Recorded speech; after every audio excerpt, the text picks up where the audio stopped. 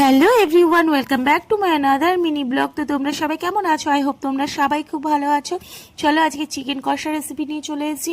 আমি কিন্তু অন্যরকমভাবে চিকেন কষাটা রান্না করি, তো বলছি পুরো ভিডিওটা স্কিপ না করে দেখো। আশা করছি তোমাদের ভালো লাগবে। আর ভিডিও ভালো লাগলে অবশ্যই একটা লাইক একটা কমেন্ট করো, তোমাদের সহযোগিতা খুব দরকার। তো তোমরা লাইক কমেন্ট করলে কিন্তু কাজের উৎসাহ দ্বিগুণ বেড়ে যায়। চলো, ম্যারিনেট করা ছিল মাংসটা দই দিয়ে, ভিনিগার দিয়ে, হলুদ, লঙ্কার গুঁড়ো আর লবণ দিয়ে।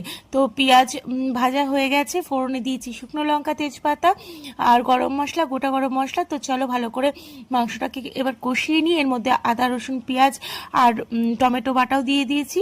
তো মাংসটা কষা হয়ে গেছে, ঝোল দিয়ে দিয়েছি। আমি নতুন কি অ্যাড করি সেটাই বলছি। আমি কিন্তু গন্ধরাজ লেবুর পাতা এর মধ্যে ঝোলটা যখন ফোটে দিয়ে দিই।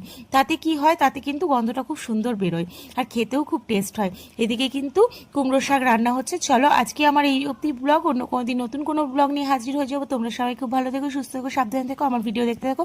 আমার ভিডিও ভালো লাগলে অবশ্যই একটা লাইক করো, একটা কমেন্ট করো। টাটা।